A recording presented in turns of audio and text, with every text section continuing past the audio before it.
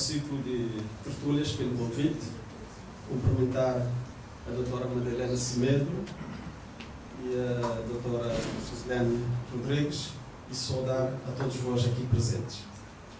Quero começar por sublinhar a pertinência do tema proposto, mas não seja pela sua atualidade, pois daqui a uma semana vamos ter eleições autárquicas, pelo que sinto honrado sobre ele poder discorrer nos próximos 20 minutos.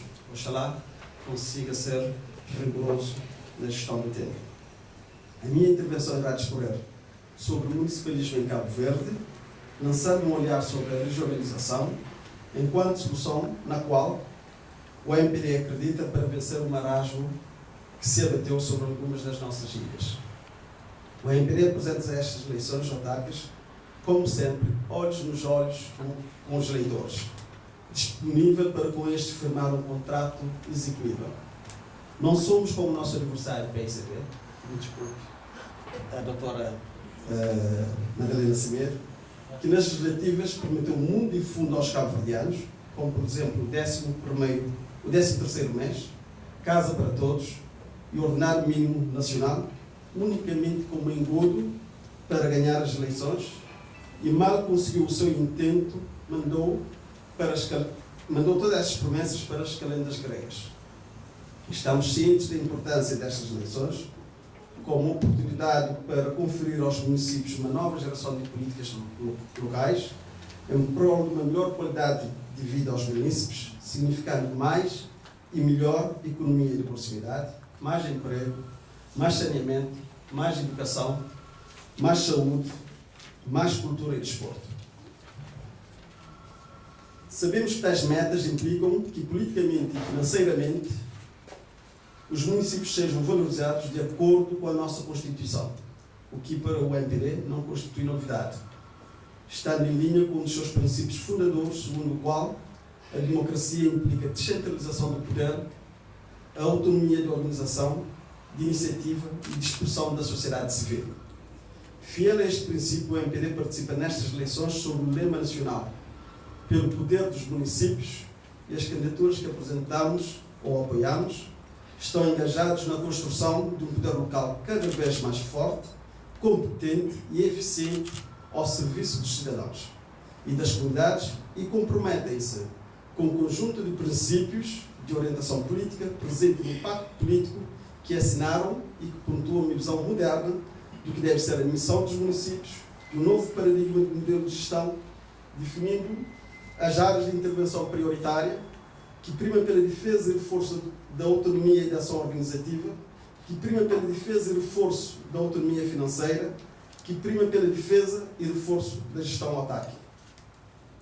A MPD entende que os objetivos propostos nas plataformas eleitorais das suas candidaturas têm que ser consubstanciadas numa relação entre o poder central e o poder local que prime pelos ditames da Constituição da República, respeitando-se mutuamente e fazendo prevalecer o bom senso em nome dos superiores interesses da nação cabo-verdiana.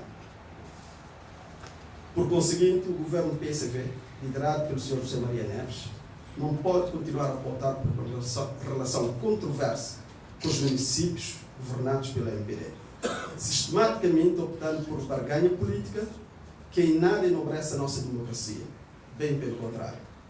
Como é concebido, das últimas eleições autárquicas de 2008, o MPD resultou como o maior partido autárquico, gerindo 12 dos 22 municípios do país, dentre os quais o Conselho Capital do país.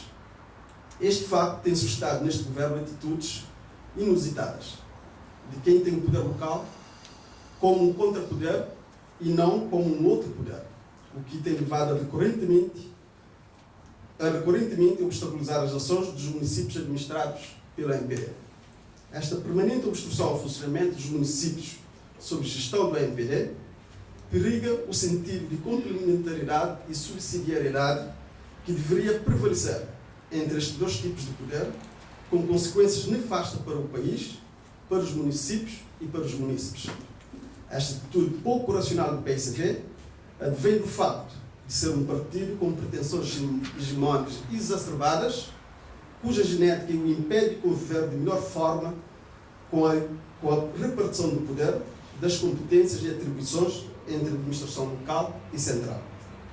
Teme uma sã convivência com os autarcas do MPD, receando que tal facto induza um bom trabalho destes, traduzindo numa capitalização política que implicaria a consolidação do MPD como maior partido autárquico e o capacitaria de outra robustez para outros embates eleitorais, como sendo as legislativas. Portanto, é claro que a motivação subjacente a toda esta lógica é a disputa de votos. Daí se verificar tentativas de várias índoles com o propósito de enfraquecer a atuação dos municípios, concretamente aquelas governadas pelo MPD. Por exemplo, sem desprimor por papel reservado às associações, e sabendo que muitas delas, com as suas funções cumprem com as suas funções cabalmente e assentam as suas atuações em valores de transparência e honestidade. É também concebido que algumas são criadas ou apoiadas, facultando-lhes competências e responsabilidades que são do estrito domínio dos municípios, com o principal propósito de serem instrumentalizadas politicamente para rivalizar com os municípios, numa tentativa mórbida de esvaziá-los e assim fragilizá-los enquanto poder de proximidade. No caso da Câmara Municipal de Santa Catarina, desde 2009, que não são transferidos os recursos do plano municipal e hoje ascendem a mais de 42 mil contos. Contudo, associações ditas camaradas são brindadas com chorudas quantias para realizarem obras no quadro deste plano. A Câmara Municipal de Santa Catarina submeteu ao Governo, em 2010, um pacote de projetos que incluía a estrada do Gil Bispo. Qual foi o tratamento dado? A Câmara foi ignorada e o Governo elegeu e financiou a Associação Gil Bispo, criada quando das eleições legislativas, para realizar as obras da estrada de Gil Bispo. Pasmem-se, meus senhores, que isso aconteceu em Cabo Verde. Associações a construir estradas. Chega a haver associações a receber transferências que ultrapassam as efetuadas para alguns municípios. Por outro lado, desde março de 2001, quando o PCV chegou ao Governo, que não é assinado nenhum contrato de programa com as câmaras, passando a assiná-los unicamente com as associações de desenvolvimento comunitário, para as quais o Governo passou a canalizar voltadas somas. Quem não se lembra das transferências realizadas às associações no valor de mais de 48 mil contos nas vésperas das últimas eleições presidenciais? Por outro lado, existe a Lei das Finanças Locais, que define quais são as receitas próprias dos municípios e define qual a obrigação do Estado, através do Governo, para com os municípios. Contudo, é de bradar aos céus as violações por parte do Governo nesta matéria. Se não, vejamos. Na alienação dos terrenos das LTIs, os municípios participam nas receitas em 49%. Mas o que tem acontecido? O Governo vende os terrenos das LTIs e não entrega com participação devida aos municípios. Isso tem verificado no Sal, na Boa Vista, na Ribeira Grande de Santiago. No caso do Sal, o valor por transferir neste momento ascende aos 700 mil contos. Outra prevaricação é a não compensação por parte do Governo aos municípios pela isenção do imposto único sobre o património dos imigrantes. O município isenta os imigrantes de pagar o imposto único sobre o património, como manda a lei. Entretanto, o Governo não compensa, como manda a lei, os municípios por tal fato. Baseado no princípio de reciprocidade, a lei isenta os municípios do pagamento de qualquer imposto ou taxa devido ao Estado, assim como isenta este do pagamento de qualquer imposto ou taxa devido aos municípios. Contudo, o que se verifica é que os municípios, ilegalmente, são obrigados a pagar o IVA e o Governo, por sua vez, não paga o imposto único sobre o património aos municípios. Em setembro do ano passado, a Câmara Municipal da Praia lançou uma derrama municipal para o financiamento da requalificação e modernização do Cine Teatro da Praia, que foi aprovada por unanimidade. Portanto, com votos dos deputados municipais do PSV, na sessão extraordinária da Assembleia Municipal, e cumprindo com todos os outros procedimentos previstos na lei, e o Governo, unilateralmente, não procedeu à cobrança quando tinha a obrigação de fazê-la e transferir o montante cobrado para o município. O Governo vem reduzindo a participação dos municípios na taxa ecológica, inicialmente era 100% receita municipal. Foi reduzido para 60%. Em 2011, o governo cobrou e não transferiu a parte que cabe aos municípios. A última machadada foi dada recentemente, quando o governo fez aprovar, com o apoio da maioria que o suporta no Parlamento, legislação no sentido de a taxa ecológica ser gerida diretamente pelo governo, retirando os 60% que cabiam aos municípios. O imposto de incêndio, que é um imposto municipal, também é cobrado pelo governo, que não transfere o produto a cobrar-se para os municípios. Existem outros recursos financeiros, como, por exemplo, a taxa de ocupação de subsolo e passagem aérea devida pela elétrica, que não são pagas e poderiam constituir fonte de receitas para os municípios, fazer frente a várias despesas, inclusive o pagamento de energia elétrica, evitando assim o rótulo injusto e gratuito de caloteiro com que se tem brindado algumas câmaras administradas pelo MPD. As câmaras, em face da demissão do governo na assunção de algumas das suas responsabilidades, como é o caso do fornecimento de água e energia, a povoação mais recônditas, têm assumido atribuições que são do governo, sem nenhuma compensação por parte deste, com reflexo negativo nas suas finanças. Estes são exemplos de recursos cujos municípios têm direito por lei, que entretanto se veem privados em razão de unilateralismo do governo do Sr. José Maria Neves. Com este comportamento, o governo está a violar a lei, bem como está a criar dificuldades para os municípios conseguirem ter recursos que lhes vêm da própria lei, e sem recursos é impossível promover a justiça social através do apoio às famílias carenciadas, no acesso à habitação, à educação, à saúde e demais serviços essenciais. Portanto, há aqui um quadro de relacionamento que é extremamente perverso, com ataques gritantes ao desenvolvimento do poder local, pelo que é necessária uma urgente clarificação do relacionamento que deverá existir entre os dois níveis de administração pública e clarificar os pontos menos claros e dúbios da lei em vigor. É necessário a solução descomplexada por todas as partes da nossa lei fundamental, que é dar passo do número 2 do artigo 2º, reza que a República de Cabo Verde reconhece e respeita, na organização do poder político, a existência e a autonomia do poder local e a descentralização democrática da administração pública. Também a nossa lei fundamental, a propósito da organização política, no título dedicado ao poder local, tem como referência o município, prevendo, contudo, no seu artigo 231, outras categorias autárquicas de grau superior ou inferior ao município.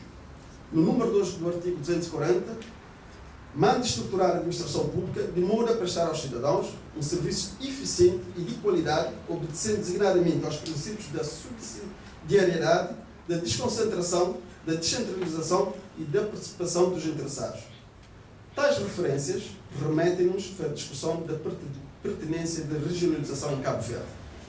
Pois, passados 20 anos de descentralização territorial, através da criação dos municípios, com a realização das eleições autárquicas, com a criação do estatuto jurídico, organizativo e financeiro das mesmas, os ganhos são evidentes. Porém, existe na sociedade cabo-verdiana o sentimento de que é preciso ir mais além. No processo de descentralização territorial, a fim de responder às expectativas criadas, introduzindo ajustamentos e corrigindo as falhas detectadas. Daí a necessidade de equacionarmos a hipótese de regionalização. O MPD, ao contrário do PSV, é a favor da regionalização política e administrativa, vendo-a como um fator preventivo e corretivo preponderante para um desenvolvimento mais equilibrado e consentâneo do país. Não podemos continuar com este modelo de desenvolvimento desequilibrado, gerador de assimetrias abismais entre as ilhas, incapaz de fixar pessoas nas suas ilhas, fazendo com que a Ilha de Santiago tenha que comportar com mais de 50% dos cerca de 500 mil habitantes do país, em que só no Conselho da Praia reside mais de um terço destes. O primeiro-ministro José Maria Neves tem manifestado contra a regionalização, particularmente a política, argumentando que tal seria desastrosa para Cabo Verde e questionando quanto aos recursos para sustentar a introdução de mais um nível de poder. Nós respondemos ao Sr. Primeiro-Ministro que este argumento é falacioso e, quiçá, populista. Pois, por ainda não termos feito a regionalização, é que andamos a pagar faturas descomunais, a desperdiçar recursos, a não gerar riquezas e a fomentar a pobreza. Não podemos continuar a ter ilhas como a Brava, o Fogo, o Maio e São Nicolau, no estádio endémico de desenvolvimento, não obstante as suas potencialidades.